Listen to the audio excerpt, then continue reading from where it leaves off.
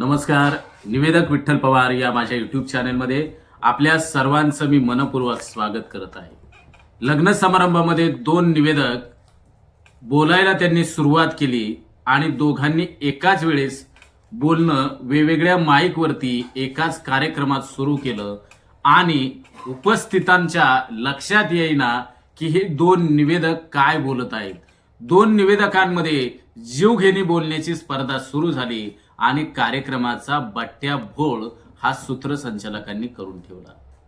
म्हणूनच कार्यक्रमाला जर दोन सूत्रसंचालक असतील तर नेमकं काय करावं, तर हाच घटक मी घेऊन आलोय.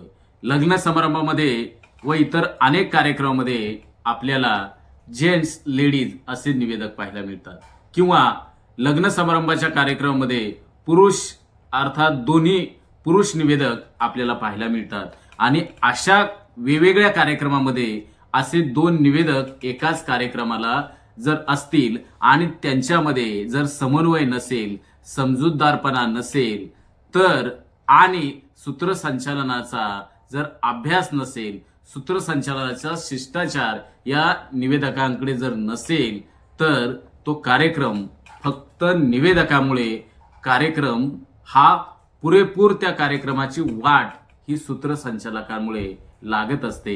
अशा वेळेस सूत्रसंचालकांना या व्हिडिओच्या द्वारे मी हे निश्चित सांगेल की तुम्ही त्या ठिकाणी कार्यक्रम व्यवस्थितरित्या निवेदन करण्यासाठी आलेला असता.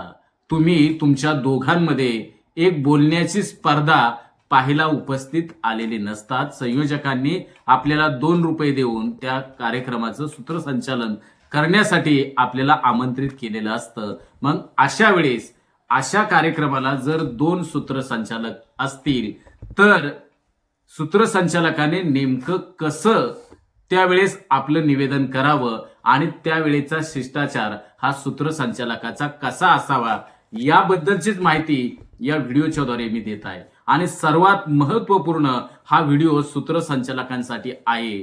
तर अशा वेळेस लग्न समारंभाचा किंवा इतर कोणत्याही कार्यक्रमाला दोन सूत्रसंचालक जर असतील तर अशा वेळेस निवेदकांनी माईकची ओढाओढ करू नये, अजिबात ओढाओढ करू नये. तुझ्या हातातला माईक हिसकव आणि त्यांनी बोलायला सुरुवात करायची, त्याच्या हातातला माईक हिसकावून घेऊन दुसऱ्या निवेदकांनी बोलायची सुरुवात करायची. तर असं अजिबात सूत्रसंचालकाने करू नये. त्याचं बोलणं संपल्यानंतर निवेदकाने त्यानंतर त्याला विचारून विश्वासात घेऊन त्याचं बोलणं पूर्ण झालेलं आहे हे लक्षात घेऊनच त्याच्या परवानगीने तुम्ही माईक घ्यायचा आहे. किंवा दोघांकडे जर स्वतंत्र माईक असेल तर सूत्रसंचालकाने आपली बोलण्याची स्पर्धा सुरू आहे असं वर्तन सूत्रसंचालकाने त्या कार्यक्रमामध्ये अजिबात करू नये. किंवा एकच माईक असतील आणि दोन सूत्रसंचालक असतील तर एका सूत्रसंचालकाने संपूर्ण कार्यक्रम संपेपर्यंत निवेदन करू नये. तर आपण थोडा वेळ, आपण 2 मिनिटं 3 मिनिटं बोललोय तर आपल्या सहकारी निवेदकाला देखील बोलण्याची संधी ही सूत्रसंचालकाने दिलीच पाहिजे. आपल्याला संधी मिळाली या म्हणून भरपूर आणि कार्यक्रम संपेपर्यंत निवेदकाने एकट्याच निवेदकाने बोलू नये, तर या कार्यक्रमाला दुसरा देखील निवेदक आला आहे याचं भान सूत्रसंचालकाने जरूर ठेवावे आणि दोघाही निवेदकांनी एकमेकांमध्ये समन्वय ठेवावा. जर सूत्रसंचालकांमध्ये, दोन्ही सूत्रसंचालकांमध्ये जर समन्वय नसेल तर त्या कार्यक्रमाचा सावळा गोंधळ हा सूत्रसंचालकांमुळे होईल. असे अनेक कार्यक्रम आपण सर्वांनी पाहिलेले आहे.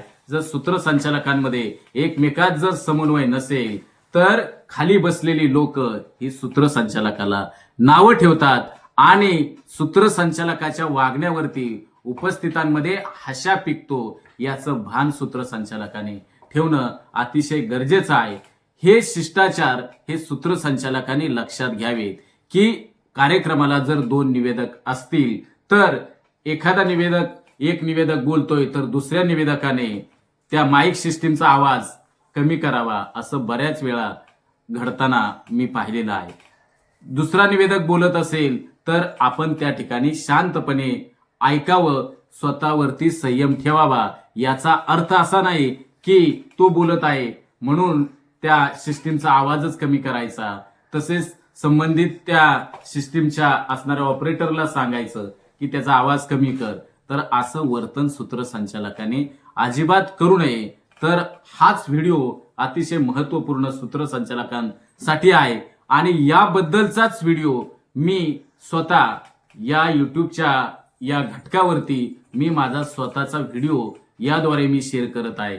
एका पुरंदर तालुक्यातल्या एका लग्न समारंभाला मी वधूकडून होतो आणि पुरंदर तालुक्यातला एक वराकडून दुसरा निवेदक होता आणि अशा वेळेस वराकडून बोलणारा जो निवेदक होता तर तो बोलत असताना त्या ठिकाणी मी स्वतःहून थांबलेलो आहे आणि हेच सांगणारा हा व्हिडिओ आपण सर्वांनी हा व्हिडिओ बारकाईनं पहा, समजून घ्या आणि आपण जास्त बोलायचं आणि समोरच्या निवेदकाला बोलण्याची संधी द्यायची नाही.